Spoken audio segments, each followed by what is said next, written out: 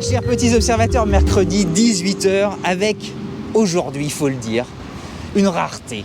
Un monument automobile, un monument de la compétition automobile. Voilà, je pèse mes mots, c'est la première voiture de course qu'on reçoit sur POA. On en est intimidé tellement elle est toute beauté d'ailleurs. Voilà, on l'a tous un peu en tête, sans jamais vraiment la connaître. De quoi je veux parler ? Je veux parler de ceci. Voilà, d'une Jaguar Type D. Oui, une Jaguar Type D qui valait bien la place Saint-Georges et celle de Robin. Bonjour Robin. Bonjour. Et merci d'avoir eu le courage de venir et de braver les intempéries. Parce qu'il y a On est passé à travers là un peu. Bon, on se doit quand même à la vérité. C'est une Jaguar Type D, mais c'est une réplique. Parce qu'une vraie, en fait, on ne serait pas aussi décontracté. Il y aurait des gars avec des oreillettes tout autour de la place. C'est vrai. Et elle vaudrait peut-être le prix, voire le double du prix de l'immeuble d'à côté. C'est probable. Bon, ça vaut quand même son petit pesant de cacahuètes, mais rituel oblige. Il y a la petite observation de détail que tu adores. Évidemment. Sur ta voiture. Et il y en a plusieurs. C'est souvent comme ça. Il y en a plusieurs et c'est souvent comme ça. Non, là, c'est vraiment l'appui-tête, qui est en plus un peu particulier parce que c'est vraiment le premier modèle, puisqu'ensuite ils ont fait une espèce d'aile de requin que je trouve voilà, très particulière. Elle intègre bien la carrosserie. La Type D, elle est connue pour son aile de requin. Et elle est connue pour l'aile de requin. Là, c'est vraiment le premier modèle, donc short nose, c'est le capot court, et cet appuie-tête là qui intègre bien l'arrière. Est-ce qu'on peut peut-être en parler pour ceux qui tout à coup la découvrent et ne la connaissent pas ? Elle est des années 50, multiple victorieuse au Mans. Absolument. Et elle existait en capot long ou capot court, short nose ou long nose, ici. Et elle est toute beauté, elle s'inscrit dans une époque où il y a une sorte de course à l'armement, c'est celle qui va aller le plus vite.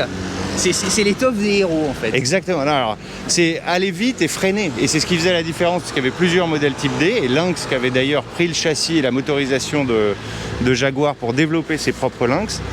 Et celle-ci avait les freins à disque, et c'est ce qui a fait la différence en 54 et 56, où je dois pas être très loin des bonnes années. Exactement. Il y a une époque où effectivement tout le monde avec des freins à tambour. Exactement. Et révolution technologique, la première à adopter des disques. Tu parlais du Lynx. Le Lynx, en fait, c'est celui qui a construit cette réplique. Alors là, celle-ci, non, c'est une rame. Ah bon, tu vois pas. Et Lynx, elles sont en alu, je crois, uniquement. Okay. Celle-ci, elle est en fibre, ce qui fait aussi le prix assez abordable. On l'a acheté en vente aux enchères avec un copain. Et RAM a en fait repris non plus le châssis d'origine, mais un châssis tubulaire.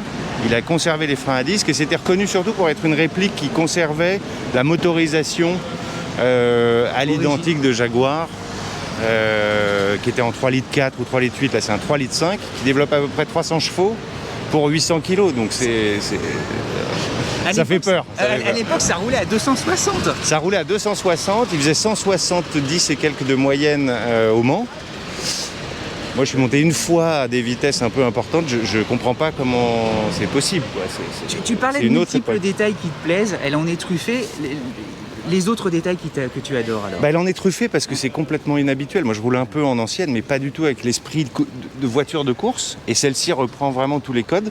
On va avoir Alors là, je me casse un ongle à chaque fois. C'est quoi faudra une clé ou un truc. Une petite pièce pour... Faudra une petite pièce. Là, faut être patient. Hein. Voilà. Ça fait 15 minutes, vous... C'est ça. Voilà. Hop. Bon, ça c'est quand même avec une trappe de compétition. Bon, moi c'est tout ce que j'imagine d'une voiture de course. On doit avoir une trappe comme ça d'essence. Ça consomme à peu près 40 ou 50 litres au 100. Donc j'ai fait l'aller pour Paris de Vincennes. Elle gagne le record. Elle gagne le record. Je crois que c'est la pire. Mais je ferai pas le retour jusqu'à Vincennes normalement. Tu transportes toujours des bidons d'essence et tout ? Le coffre c'est jerrycan uniquement. Et je l'ai appris tout à l'heure, il faut aussi des cosses.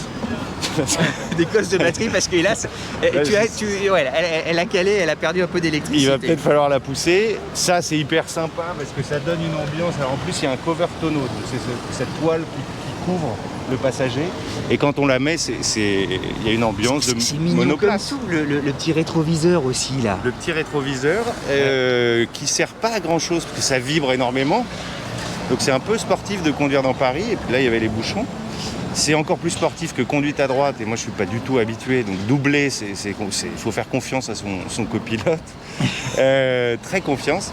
Et alors l'autre détail que moi j'adore, c'est ces petites portes qui se lèvent comme ça. C'est les plus petites portières qu'on ait jamais eu place Saint-Georges. Non mais c'est incroyable, mais c'est une voiture de course, il faut le dire. C'est vraiment une voiture de course, c'est très sportif, on a chaud, on a mal partout. Rien n'est fait pour le confort, quoi, vraiment. Et type D, parce que lui succédera en fait la type E. Exactement, qui part sur cette base-là. Et elle succédait elle-même à la type C, c'est ça? Exactement. C'était tout simple. Exactement. Et les roues, on n'est pas là, il y avait les roues fils à l'époque, enfin on était dans des fioritures, là il n'y a aucune fioriture sur cette voiture. Tout est fait pour que ça marche, qu'on ouvre tout vite, qu'on fasse le plein rapidement, théoriquement. Et alors, elle a marqué l'histoire de la compétition automobile. Elle remporte le Mans, je crois, en 55, en 56, en 57. Oui. Jaguar devient justement tout à coup l'une des marques les plus incroyables sur la planète à l'époque. Elle est conduite par des gars qui conduisent en nœud papillon. Il y a Mike Hawthorne. Enfin, non, mais c'est marrant. Qui est là sur un accident, le plus terrible des accidents au Mans qui est. Mais bref, c'est un truc de fou, quoi. Parce qu'il n'y avait pas de frein à disque, d'ailleurs. Tu pensais à ça ou pas quand Il y avait plus un souvenir de moi de voiture d'enfant. Je suis né en 79, donc j'avais pas les références des performances de course de la Jaguar Type D. En revanche, j'avais les références de ces camions qui transportaient les Jaguars, c'était écurie Écosse, oui, c'est que vrai. Je trouvais magnifique. Et donc j'avais le petit camion avec ces voitures-là, et on l'a acheté à deux avec un copain qui partage, je pense, tout cet imaginaire des années 50 et 60. Qui s'appelle Thomas, qu'on salue, parce Exactement. que vous êtes mis à deux, parce que ça vaut quand même un petit pesant de cacahuètes, même si c'est une réplique. Exactement. Et puis c'est une histoire de copain, on a toujours acheté des voitures à deux, enfin lui seul souvent et moi que avec lui. Et ça participe au plaisir de cette voiture. J'aurais jamais acheté ça seul. Tu me disais que les moquettes, tu les avais un peu nettoyées. Oui. Mais l'intérieur, tu as l'impression que tu es à bord du Bell X1. C'est le premier avion à franchir le mur du son. Faut qu'on regarde tout ça. Attends, c'est ah ouais. Ah non, mais t'es sûr. Mais c'est fait pour partir en vacances, en famille. Ah oui, complètement. C'est hyper confortable. Mais les sensations, franchement, j'ai l'impression que tu es dans une sorte de Spitfire, l'avion de chasse. Ah, cette ambiance de cockpit, quoi, vraiment. Avec, et puis tous ces boutons, alors pour les lumières, pour le ventilateur qu'on n'arrête pas de mettre et arrêter parce que ça chauffe tout le temps. Donc on est tout le temps à regarder les différents compteurs de température. Ah, mais j'ai plus de repères, tu sais, je sais même plus ce que c'est. Alors, compteur de vitesse en miles. Ouais. Avec les différents points rouges pour passer les vitesses. T'as les petites lampes, c'est marrant, on dirait quasiment de la joaillerie, tu sais, elles sont à facettes. C'est de la joaillerie, bien sûr. Ah bah. Ensuite, on a le compte-tour. Température, huile et eau. Huile et moteur. Température d'eau. Et puis ensuite, pression. Qui marche pas forcément. Et puis là, on a l'overdrive qui permet donc d'avoir une 5e vitesse. Parce que j'ai que 4 vitesses manuelles et la 5e vitesse qui soulage un peu à grande vitesse. Sur l'autoroute. Qui fait sans doute autant de bruit, mais c'est... Ah bah le passager c'est horrible parce que le pot est juste là, à côté de toi. Donc on se parle pas, c'est pas fait pour parler. Et alors là, ici, c'est quoi le petit truc? Ça, c'est un petit klaxon. Ah, c'est le klaxon? Oui, alors il faut mettre les clés, mais... Non, mais... Oui, c'est le klaxon. C'est marrant. Je sais pas d'ailleurs... Et alors ici, il y a une serrure. Alors ça, c'est la clé. Bien sûr. Ah bah bien sûr. Bien sûr. Bien sûr. La clé et le bouton de démarrage qui est ici. C'est-à-dire une fois qu'on tourne la clé, je pensais que c'était presque un trou dans la moquette, moi, que c'était un truc juste... Enfin, écoute, c'est quand même très bien fini. Il faut mettre donc on met le contact, on met la pompe en marche, ouais. Et ensuite on appuie ici pour démarrer. Ah, donc il y a une vraie procédure. Et on démarre à 14h15. Et on démarre à 14h15. Et en général, on s'arrête à 16h en sueur. Donc je ne sais pas comment les types faisaient en nœud papillon. Donc tu glisses ça ici. Alors tu glisses ça ici en te disant est-ce que j'ai la bonne clé déjà, parce que sinon c'est pas simple. Voilà. On met la pompe qu'on entend normalement, qui peut-être marche pas parce que j'ai un problème de batterie. Et là, et voilà, ça marche pas. Bon. C'est sympa, non? C'est joli. Ah, c'est super cool. C'est super bien. Voilà, merci messieurs. Merci, c'est Michto formidable. On a bien rigolé. Elle roule super vite. On vous pousse pour essayer de faire le petit tour. Tu Oh, Ça serait super. oh ouais, faut fais quoi, qu'on... une petite marche arrière? Ouais, on marche se fait arrière une et petite ensuite marche ça arrière. ira. Ça vous va si vous nous poussez un coup? Je vais mettre la caméra là. Oh mes pauvres. Vous voulez... Attends, je vais descendre. Attends. Ah, là, ça dégage. Attends. Et on s'en souviendra de cette émission. Les petits. On prend la caméra. J'espère que ça marche. C'est l'aventure. Bon, eh ben, on croise les doigts et on serre les fesses. Ça va pas vite, hein. C'est électrique, c'est une profite. Ah, bien sûr. Bonjour monsieur. Victoire, ça marche, c'est génial. On se fait un grand tour. Alors, oui, il faut vers le... Ouais, non, on se fait un grand tour. On se fait un grand tour.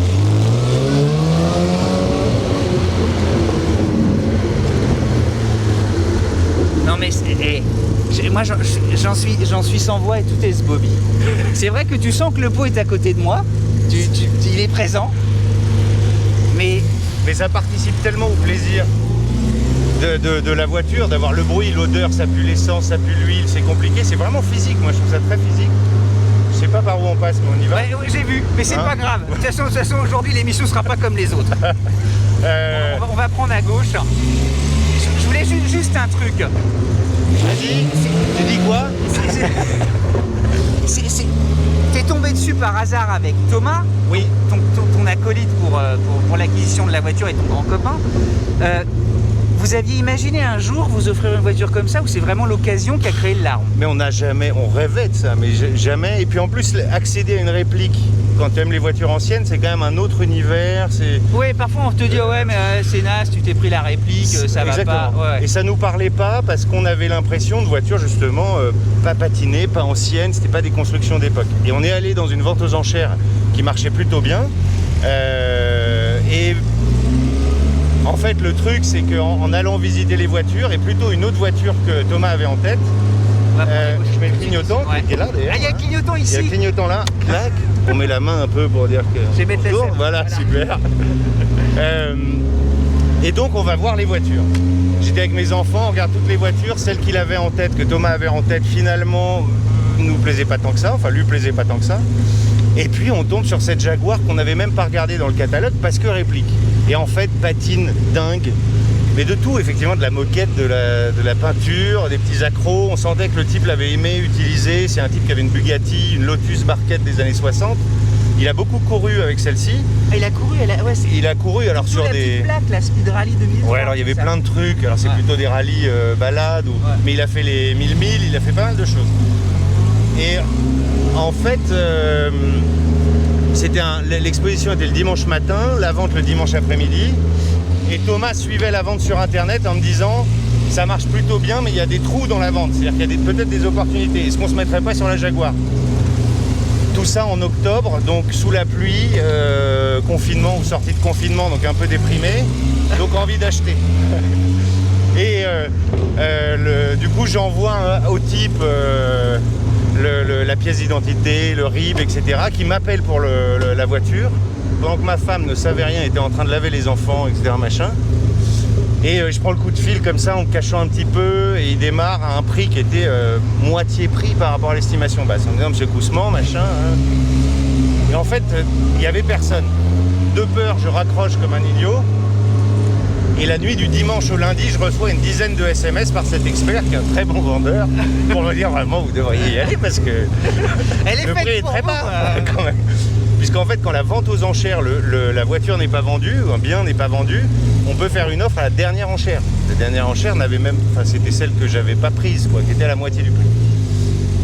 On retourne donc l'essayer avec Thomas le lundi dans un garage. On prend un café sous la pluie dans une ambiance un peu glauque de confinement. Et on décide de faire une offre en dessous encore quasiment de ce qu'il nous avait proposé en disant c'est une folie, c'est idiot, on ne sait pas comment se l'expliquer, Mais c'est une occasion unique. Et Non mais c'est souvent comme ça, ces bagnoles-là c'est des trucs de folie en fait. c'est un craquage complet. Ouais, donc vous l'avez obtenu quand même à la fin des fins. À la fin des fins, on l'a obtenu et dès que le type nous a dit bravo, vous l'avez eu, on était entre la joie, l'excitation et le regret parce que... Comment on va faire maintenant? et voilà. Et aujourd'hui, le prouve encore, quoi. Comment on va faire? Il y a soit plus d'essence, soit plus de batterie, soit des freins un peu compliqués. Bon, t'as des moments de pur bonheur. Par contre, oui. Et là, on fait partie. C'est assez génial. Bah ouais. Le simple fait de s'asseoir dedans, moi je trouve qu'il y a une atmosphère, comme tu le disais, de cockpit d'avion. Et on est... Non mais t'es Chuck Yeager. Non mais t'as même le blouson de cuir des pilotes. Bien sûr.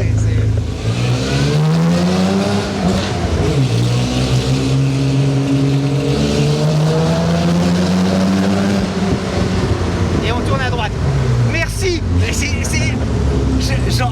C'est génial. C'est waouh quand même. Ah, c'est waouh. Ah non mais c'est magique. Moi j'ai des papillons à chaque fois. Ah non mais faut avoir connu ça une fois dans sa vie. C'est cool. Je remercie de m'offrir ça. Merci d'offrir ça à tous les petits observateurs. Merci. Surtout que c'est peut-être la dernière fois que je la prends parce que je sais pas ce qu'elle va donner si elle va redémarrer. Tu comprends, mais tu sais toute l'émotion, toute l'envie de se dépasser de l'époque. Ah mais fallait vraiment être fou. En plus, ce sentiment d'avoir la tête à l'air libre, on se dit d'autant plus que le moindre faux pas, la voiture fait des tonneaux, elle est très rigide. Enfin, mais ouais, tu risques ta vie en fait. Tu risques ta vie. Non mais, et pour une sorte d'orgasme mécanique, mais qui est... Oh là là, c'est magistral. Et là, je me mets peut-être là. On se remet là. Ouais, on essaie de se remettre là pour ouvrir le capot moteur. Vous aimez pousser la voiture? Ouais, on va la pousser une prochaine fois, une seconde fois. Non mais, tu vois, j'en ai plus de voix. Mais je comprends tout ce qu'ont pu avoir envie de construire, tous les mecs des années 40, 50 et tout ça. Bien Cette sûr. grande histoire de l'automobile où il fallait dépasser le mur du son avec l'aviation. En voiture, c'était toujours plus vite. C'est une époque incroyable. C'est une époque complètement incroyable. Et qu'on vit un peu là par procuration t'as avec des ce frissons, truc-là. Complètement. Ouais. Complètement. On ouvre le capot. Eh ben bien sûr. Le petit crochet, c'est joli quand même ça. C'est mignon comme tout. Voilà. Et ensuite la sangle. Et le T'as truc. 3 mécanismes en fait. Voilà. Et le truc cool, c'est quand même ça. Enfin, moi, je trouve ça magnifique.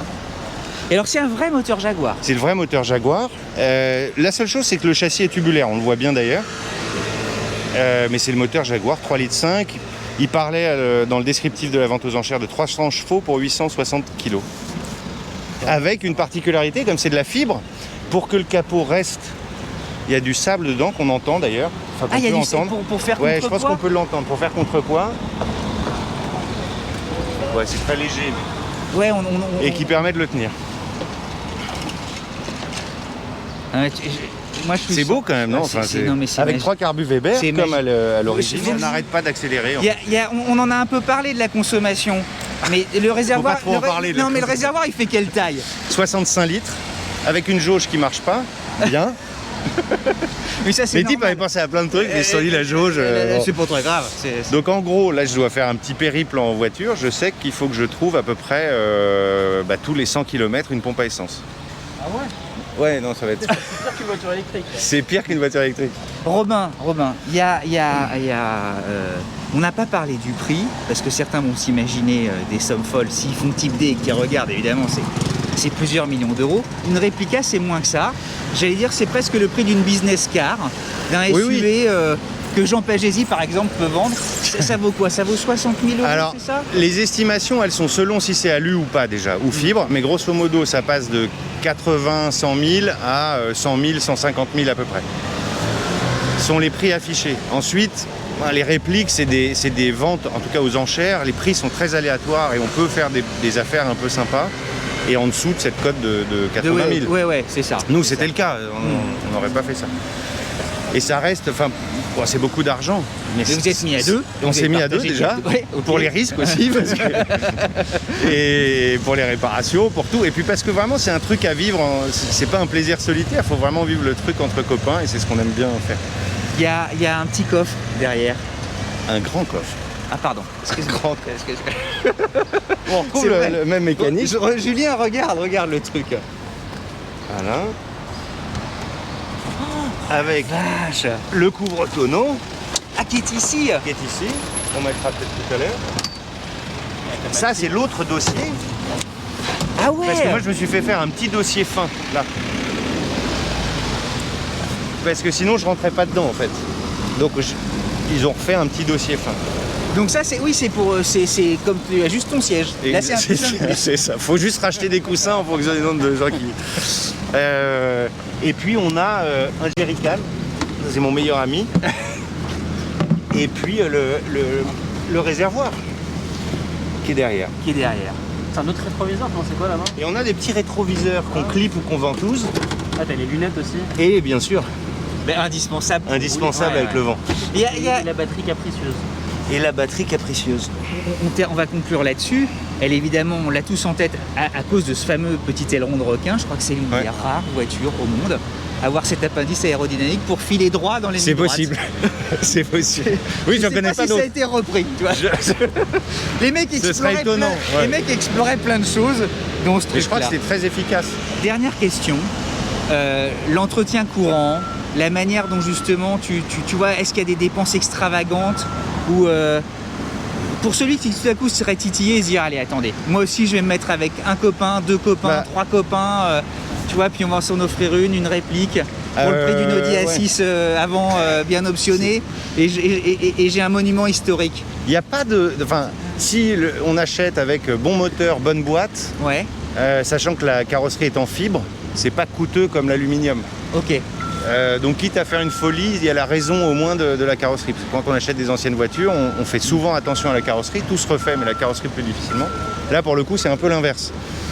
Mais un moteur, si les compressions sont bonnes, c'est quand même très, très rustique en plus le moteur Jaguar. Hein. Ouais, c'est un peu... C'est pas des moteurs fragiles. Les réglages sont pas compliqués, c'est pas une voiture compliquée. Qu'est-ce que tu as fait juste au niveau du moteur? Parce qu'il y a quand même beaucoup de trucs qui ont l'air très récents, des durites, des choses. Ça a été quoi une fois que tu l'as acheté, on va dire le premier truc à faire en termes de révision, puis on s'arrêtera là. Alors, parce que... toutes les révisions ont été faites pour la vente aux enchères. D'accord, Et ok. vraiment, ils ont fait ça bien et le type l'utilisait souvent. Donc effectivement, il y a des durites. Le seul truc que j'ai refait, c'est ça. Qui m'a lâché et un câble d'accélérateur qui lâche. Faut avoir le tournevis pour augmenter le ralenti, puis on rentre chez soi à 22 km/h. Voilà. Mais c'est la seule chose que j'ai faite. Et la vidange de boîte. Merci Robin. Voilà, merci à vous. Parce que là, d'avoir partagé un monument quand même, encore une fois, de l'histoire automobile. Bah, merci à Thomas qui n'est pas là. Mais... Et puis on pense évidemment à Thomas. Voilà, à tous évidemment, si vous avez envie, comme Robin, de nous faire partager votre plaisir automobile, de nous faire surtout découvrir votre voiture, quelle qu'elle soit. Tout le monde est le bienvenu sur POA. Vous n'hésitez pas, vous nous envoyez un email. Surtout, dans l'objet du mail, vous n'oubliez pas le nom de votre voiture, son modèle. Ça nous permet, vous l'aurez compris, de faire une petite sélection, parce qu'on reçoit évidemment pas mal de propositions. Mais voyez, vous êtes cordialement invités, on sera heureux de vous accueillir. Go POA, très bon mercredi 18h à tous, il doit être 19h maintenant. Allez, à très bientôt pour d'autres aventures.